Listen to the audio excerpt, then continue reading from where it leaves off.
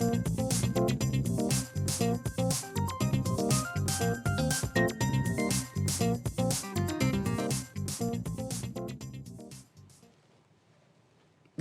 안녕하십니까. 시장이 혼란스럽습니다. 이럴 때 더더욱 필요한 것이 기관의 전략입니다.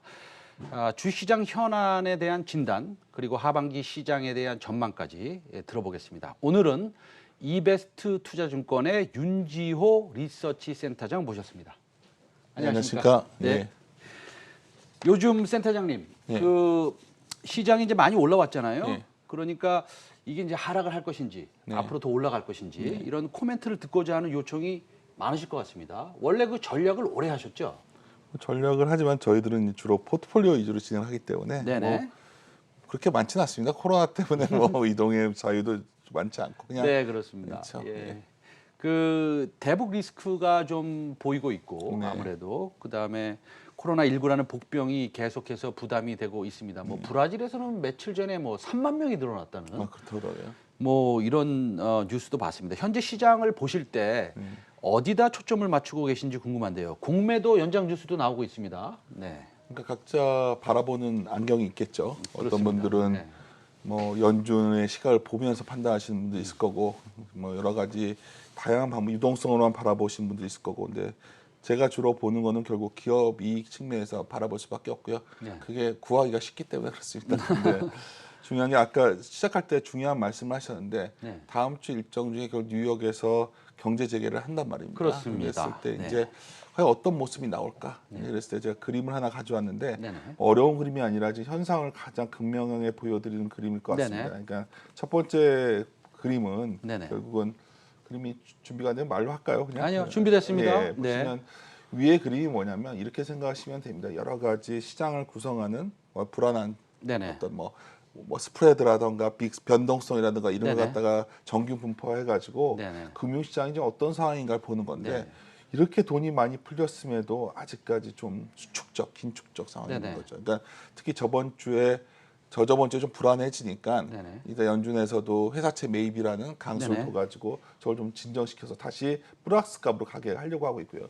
더 중요한 건 아래에 있는 그림입니다. 아래에 있는 그림이 직관적으로 뭘 보시면 되냐면 네네. 그냥 나오는 지표들 네네. 이 기대 이상으로 기대했던 것보다 잘 나오냐 안 나오냐를 보는 건데 네. 플러스 값이면 잘 나오는 거고요. 네. 근데 딱 보시다시피 너무 잘 나오죠. 네. 아까 사회자님께서 시작할 때 저도 들었는데 미국의 소매 판매가 완전 서프라이즈 나왔지 않습니까? 그렇습니다. 근데 여기서 이제 고민이 시작되는 겁니다. 지금까지는 기대 수준이 낮았기 때문에 잘 나오게 느끼겠지만 이제부터는 기대값이 높아져 있기 때문에 낮아지겠죠. 네. 그래서 오히려 이런 걸 반영한다면 제가 뭐가 중요하냐고 말씀드렸는데 우리가 지금 바라본 거는 올 여름이 되면은 해외여행도 혹시 갈 수 있나? 가을이 되면은 야구장 가서 우리가 한번 맥주 마시면서 구경할 수 네. 있나? 뭐 이런 생각이었다면 네. 그 기대가 3분기에 이렇게 멀어질 때 분명히 기업 실적에 대한 우려도 커질 겁니다. 다시 한번 말씀드리지만 장기적으로 봤을 때 제일 중요한 건 내가 좋은 기업을 사는 것이고 두 번째 선택한다면 결국 시장에 대한 판단을 할 때는 기업이 될 수밖에 없습니다. 근데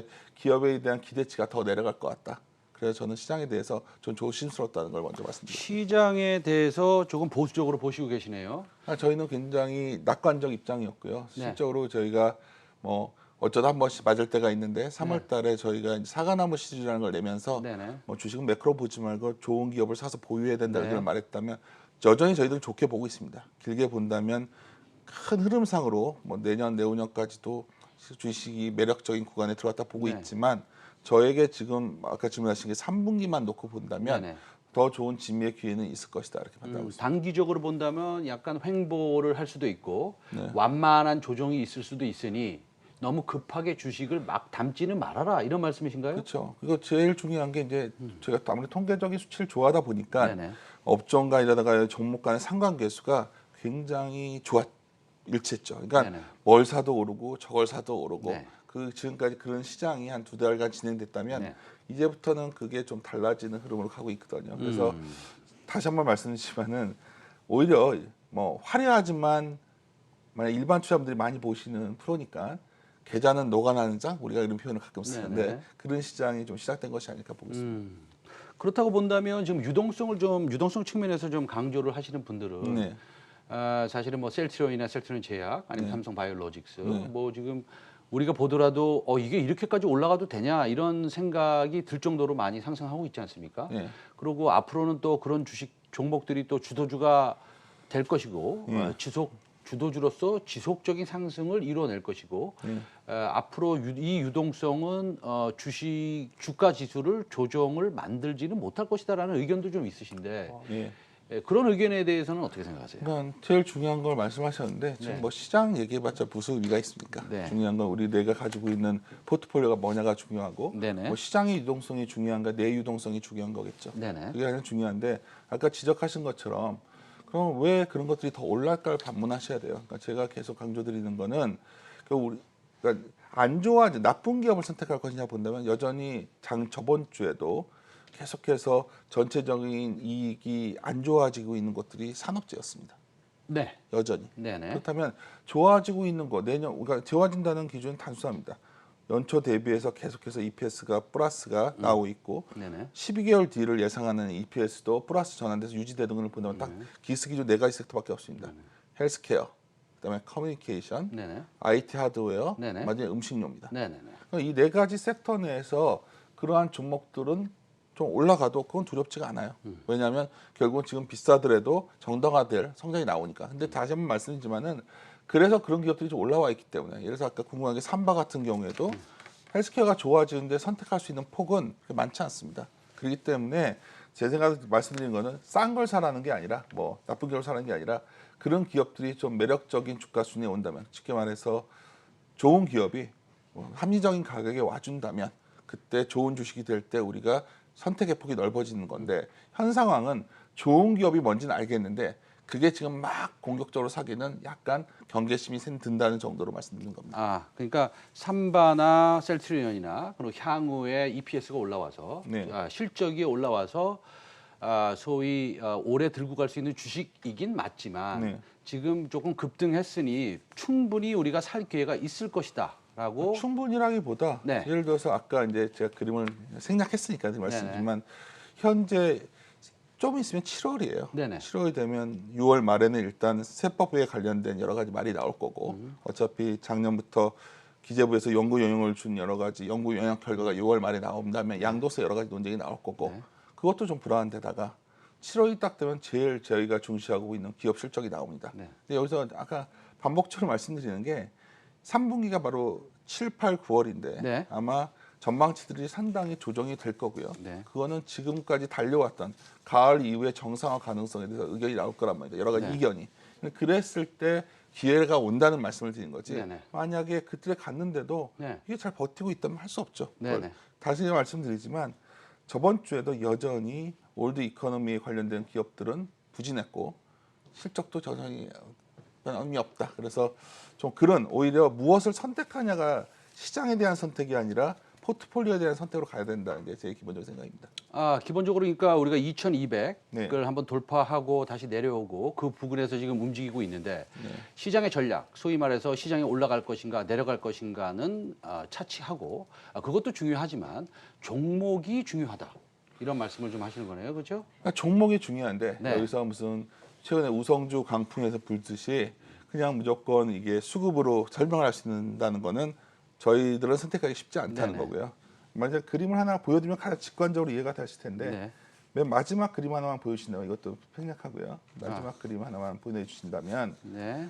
이제 기관적으로 두 가지 선택이 우리에게 남아 있습니다. 네. 맨 마지막 그림을 보시면 네네. 안 되네요. 그러면 EPS 증가율이 나와 있는 그림인데 네. 업종별로 해서 지금까지는 작년에 비해서 올해 좋아지는 업종 이 네. 그림이 아닌데 계속 보여주네요. 네네. 그림을 좀 다음 걸 보여주시면 안 되나요? 네, 다음 거 한번 보여주세요. 예. 예. 보시면- 섹터별로 나오고 그쵸. 있네요. 예. 근데 이제 이게 아주 직관적으로 보여드리는 건데 네. 2021년에 저렇게 좋아진다고 해서 호텔 레저도 사고 운송도 사고 에너지도 사고 막 한 거죠. 네네. 근데 우리가 이제 이것들이 과연 돌 거냐, 여행사를 갈 수 있냐 이런 네네. 생각을 해보셔야 된다는 네. 거죠.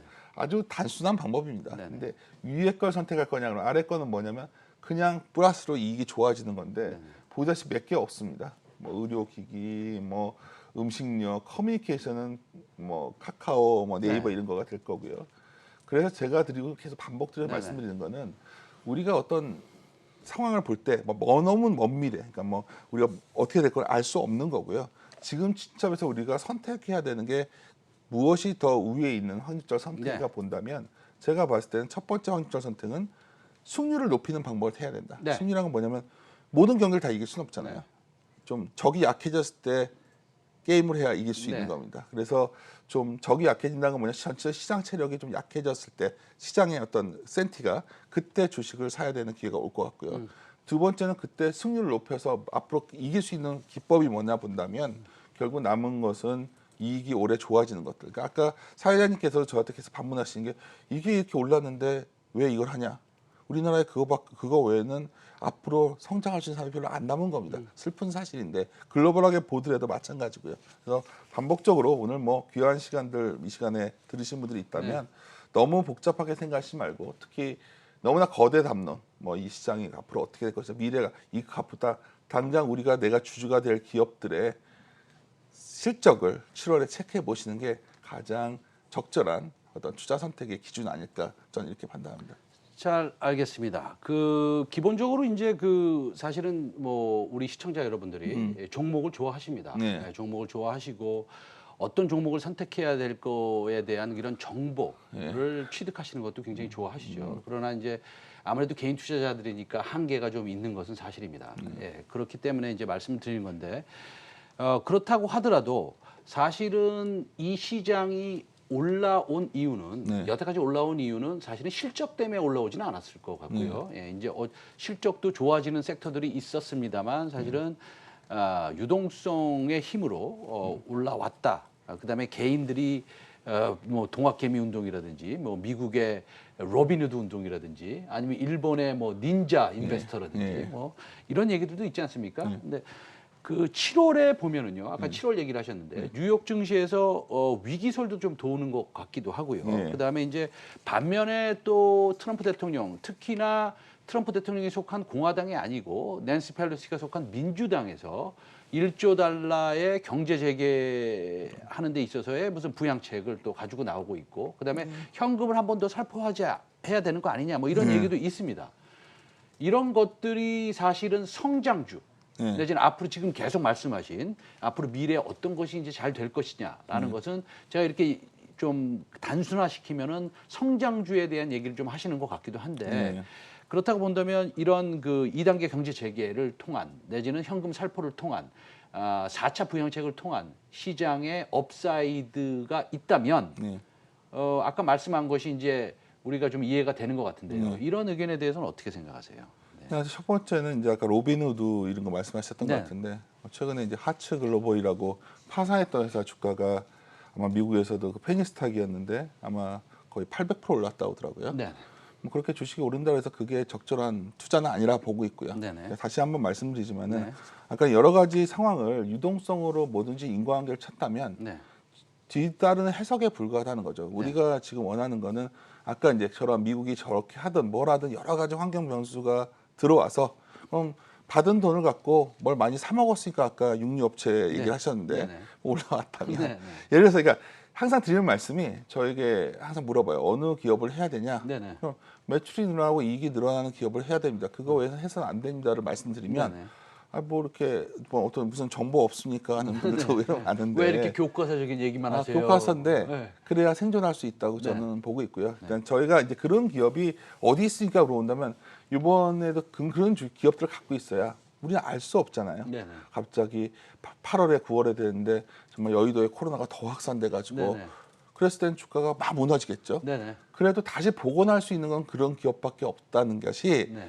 여러 장기간의 투자 성과에서 보여준 결론입니다. 네. 근데 여기서 내가 항상 말씀드리는 게 여기서 막 좀 물어보세요. 그러면 가치주냐 성장주냐 사회자님이 저한테 질문 네네. 던져 제가 제일 공격적으로 답변을 드리는 건데 네네. 세상에 가치주라고 안전하다지 않다는 거죠. 네네. 산업이 쇠락하면 시총이 줄고요. 없어집니다. 네네. 그래서 제가 드리는 말씀은 우리는 주식을 투자하는 이유는 성장하는 기업에서 그 주주가 돼가지고 그 과실을 따겠다는 의지고 뭐 그 회사가 배당을 주면 더 좋고 배당을 안 주더라도 그 회사의 시가총이 커질 거기 때문에 우리가 그걸 노린다면 다시 한번 말씀드리지만은 올해도 충분히 많은 기회를 줄 것 같고요. 내년에도 또 기회를 줄 겁니다. 근데 제가 궁금한 건 항상 너무 올라왔을 때 흥분하시지 말고 저 이제 아까 서두금에 좀 지표를 괜히 얘기해서 좀 투박하게 다가오실 수 있는데요. 일단 기대값이 높아졌습니다. 네. 사회자님께서도 이런 정책이 나오면 어떨 거냐 물어보시는 네. 건 될 거를 다 전제로 불과 2달 전에 우리는 어떤 정책이 나와도 이 불을 끌 수 없을 것이냐는 걱정을 했다면 아까 제가 말했던 블룸버그의 어떤 금융 상황 지수 같은 것도 상당히 많이 와 있고 특히 미국의 어떤 경제 지표의 기대값과의 괴리를 나타낸 서프라이즈 인덱스는 최고치에 와 있습니다. 그렇다면 오히려 지금은 기대가 좀 낮아질 때를 기다리시고 기대가 낮아진다는 가장 쉽게 얻을 수 있는 데이터는 실적입니다. 실적 시즌에 저번 주에 놀라운 일이 있었어요. 제가 이번 주 데이터를 월요일마다 딱 보는데 아니 사업체 실적이 내려오는 데다가 제가 전자를 상당히 좋아합니다. 네. 근데 삼성전자의 실적 기대치가 내려왔고 의외로 중소형제에서 좋은 것들은 확 올라왔어요. 그 사람들이 놀랍게도 이번 주에 또 그런 종목들은 상당히 좋은 성과를 가져옵니다. 그래서 드리고 싶은 말씀은 오늘 처음 뵈가지고 제가 더 오늘 조심스럽게 말씀을 드리지만 엄청난 원칙론적인 얘기를 하는 게 아니라 제가 봤을 때는 이거 외에는 개인 투자들이 그렇게 장기적으로 시장에서 생존할 수 있는 방법은 별로 없다. 이게 저희들의 소신입니다. 그렇습니다. 예, 개인 투자자들이 장기적으로 좋은 회사를 고르지 않으면 특히나 실적 위주로 성장하지 않는 회사를 고르지 않으면 조금 걱정이 된다라는 말씀이시고요. 그다음에 두 번째는 만약에 뭐 여의도에서 코로나가 다시 확산이 되거나 아니면 미국이 이제 다음 주에 2차 경제제가 시작되는데 미용실이나 식당이 이제 다 오픈합니다. 그렇게 되면 제가 뭐 서두에 말씀드렸다시피 아무래도 코로나 감염 확진자 수가 늘 수뿐이 없지 않겠습니까? 그렇더라도 좀 중기적으로 봤을 때 그것을 이겨낼 수 있는 실적이 수반된 그런 종목들을 잘 골라야 된다는 것을 지금 제가 봤을 때 한 5번에 걸쳐서 말씀을 하시는 것 같습니다. 오늘 재미없나요? 아니요, 재밌습니다. 아주 재밌습니다.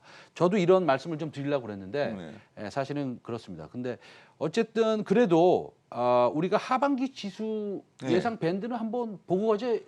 그러니까 아주 단순하게 본다면은 우리가 이제 보통 PER은 보통 주가가 빠지면서 그러니까 EPS가 내려오면서 주가가 올라오면 PER은 높아지기 때문에요. PER이 높다 갖고는 우리가 뭐 비싸다 싸다 할 수 없고요. 과거에 우리가 일했을 때 많이 쓰는 지표는 PBR을 갖고서 ROE와의 관계 속에서 보면 그러니까 저희들이 EBS에서 저희 퀀트 담당이 해석하는 방법으로 보면 한 2007, 80 정도가 실적으로 이익이 뭐 현 수준에서 멈추는 정도를 가정하고 있습니다. 그렇다면 이 이상으로 그런 슈팅이 못 오르면 저번에 실적으로 1680 정도에서 상당히 싸 보였거든요. 그때 싸다고 제가 여러 군데 사라고 했었는데 1400을 가더라고요. 근데 그때 1680 깨지면서부터 1400 갈 동안 분할해서 산 사람들은 수익이 크게 났겠죠. 반대로 한 2100 이상서부터 한 2300을 가더라도 그 구간은 공격적으로 사는 영역은 아닐 것 같다는 거고 더 중요한 거는 결국 굉장히 지금까지는 같이 움직이는 장세였다면 상당히 차별화될 가능성이 높다. 그래서 그러한 징후는 이미 시장에서 여러 군데 나타나고 있고 아까 사회자님께서도 왜 가는 놈만 저렇게 더 가냐 물어보시는 게 바로 그 징후가 더 강화되고 있는 상황이고요. 그래서 연말을 놓고 본다면 저는 가을 이후에 다시 내년을 바라보는 여러 가지 긍정의 가능성을 볼 것 같고요. 많이들 우리가 저랑 비슷한 걱정을 하시지만 코로나가 나올 걸 전제로 연준도 소방차를 잔뜩 준비해 놨고요. 불만 나면 끄겠다는 의지를 표명했고 우리나라 같은 경우에도 이런 추경 예산 보신 적 없으시잖아요. 그리고 여러 가지 제 생각엔 다음 달이 되면 한국은행에서도 저 생각에는 뭐 국채 매수 같은 의견이 나올 수도 있고 그리고 금리를 유지하면서 정책 대안을 계속 제시한다면 지난 3월과 같은 혼란은 안 옵니다. 근데 제가 드리고 싶은 말씀은 공격적으로 하는 거에 대해서만 좀 주의하신다면 하반기 이후에 내년을 바라보는 어떤 좋은 진입의 기회를 다시 한번 잡지 않을까 이렇게 보고 있습니다. 뭐 저도 이제 센터장 말에 동의를 합니다. 지난 3월 같은 그런 일은 뭐 오지 않겠죠. 그다음에 우리가 이제 사실은 학습 효과라도 있는 것이고요. 그렇죠. 그다음에 두 번째 이제 제가 정리를 해드리면 우리 개인 투자자들을 위해서 우리 시청자 여러분들을 위해서 정리를 해드리면 이제 그 PBR이라는 것은 이제 자산 가치라는 것이고요. ROE라는 것은 자기 자본 수익률이라는 것인데 그걸 두 개 연동시켜서 이제 계산을 한번 해봅니다. 그렇게 말씀하신 거고 이제 EBS 투자증권의 그 계량 수학을 통해서 시장을 이제 재무학적으로 조금 예측하시는 분은 한 2070, 2080이면 이것은 좀 밸류에이션상 예. 조금 목에 꽉 찬 정도의 느낌이다. 라고 이제 정리를 하시는 거죠. 보통 그러고 나면 이제 많이들 설명하는 게 이제 네. 유동성으로 많이 설명을 하는데 네. 항상 거기서 슈팅은 더 나오죠. 네. 근데 이제 우리가 많은 투자자분들 그러셨을 거예요. 좀 2000 넘어갈 때까지는 좀 사기만 하면 돈을 버는 느낌이셨을 텐데 네. 뭔가 지금도 변동성이 커지잖아요. 네, 이게 보통 그렇습니다. 이제부터 유동성의 힘으로 움직이다 보니까 부침이 심한 장이 시작된 거고요. 제 생각에는 그래서 저희가 제시한 값은 한 2,300 정도 열어놔야 되지 않겠나 네. 보고 있지만 우리가 항상 드리는 말씀이 우리가 마음속에 있는 지수와 실제 우리가 어느 정도 가늠할 수 있는 기준점은 다른 겁니다. 네. 그래서 제가 그런데 그건 시장에 관한 얘기고요. 또 기업별로 본다면 상당히 매력적인 수준에 있는 기업이 성장함에도 불구하고 최근에 좀 출렁이었던 기업들도 있고 잘 찾아보시면 이미 시장에 온 유동성들이 그런 좋은 기회가 있는 종목들에 대해서는 굉장히 많은 밸류를 주고 있기 때문에 여전히 그런 기회는 충분하다 이렇게 판단하고 있습니다. 네, 그래서 이제 마지막으로 결론을 좀 내드리면 사실은 한 2070, 80 정도 보시는데 또 마음속으로 한 2,300도 보신다. 이제 그 말씀을 드리는 그러면 뭐 뜬금없냐 하실 텐데 아니요, 시청자 여러분들 이제 설명을 좀 드려야겠는데 이제 오버슈팅이라는 게 있고 언더슈팅이라는 게 예. 있습니다. 그렇죠? 이제 우리가 밸류에이션으로 이제 교과서 밸류에이션은 책이 이렇게 두꺼워요. 예, 그거를 이제 공부를 하고 딱 따지고 보면 한 2070, 80 나오는데 항상 주가는 두 가지로 통해서 움직입니다. 하나는 펀드멘탈이라는 거, 지금 말씀하신 거에서 움직이고 하나는 센티멘트, 인간의 감정에 의해서 움직이는데 인간의 감정에 의해서 움직이는 것까지 이것을 예측하기에는 뭐 제가 이제 단호하게 말씀드리면 그것은 뭐 불가능한 한 영역이기 때문에 그렇게 말씀하시는 거고 어쨌든 2070에서 2300 정도 그런 느낌을 가지고 계시다라고 정리를 하겠습니다. 네, 복잡하긴 하지만 뭐 솔직히 말씀드리면 네, 뭐 유동성의 힘으로 간다면 뭐 얼마든지 갈 수 있겠죠. 그렇습니다. 근데 제가 드린 네. 말씀이 내년에 만약 더 좋은 게 뭐냐면 네. 편하게 우리가 주식을 아침에 일어나서 매일 미국 주식 체크 안 하고 네. 갈 수 있는 장은 기업이익이 올라오면서 네. 주가가 올라갈 때 제일 마음 편한데 네. 그 장이 언제 올 것이냐는 전 제일 궁금하고 네. 그게 제 생각에는 가을 이후에 어느 정도 이익 조정에 대한 기대감이 다 내려오고 나면 가시화될 수 있기 때문에 너무 요번 뭐 한 달 안에 모든 걸 끝내겠다 생각만 안 가지신다면 주식시장에 최근에 들어왔던 개인 투자자분들이 좋은 성과가 한 1, 2년 동안 계속 이어지지 않을까 조금 낙관적으로 말씀을 드리겠습니다. 이제 낙관적으로 말씀하셨고요. 그 원래 마지막 질문이 네. 이 폭락장 이후에 이제 개인들이 연일 수매수를 이어가고 있고 네. 그러면 앞으로 개인 투자자들이 어떻게 대응을 해야 될지라고 질문을 드리려고 했는데 네. 이미 그 질문을 오늘 전부 다 이제 말씀을 하셨고 네. 그래서 정리를 하면 어쨌든 지금은 조금 부담스러운 형국이다. 그러나 충분히 기회는 있을 것이고 실적이 동반되는 그런 종목들은 앞으로 코로나 2차 바이러스 감염, 예를 들어서 대유행이 있어도 향후에는 문제가 없을 것이다. 이렇게 좀 간단하고 편하고 단순하게 정리를 하겠습니다. 네, 시장이 부침이 있을 때마다 우리 그 이베스터증권의 센터장님 아주 좋은 윤지호 센터장님 좋은 의견 주십니다. 오늘 말씀 잘 들었고요. 좀 자주 나와주셔서 별 도움이 안 말씀 됐었는데요. 아닙니다. 예. 도움 많이 됐습니다. 오늘 말씀 감사합니다. 네, 감사합니다.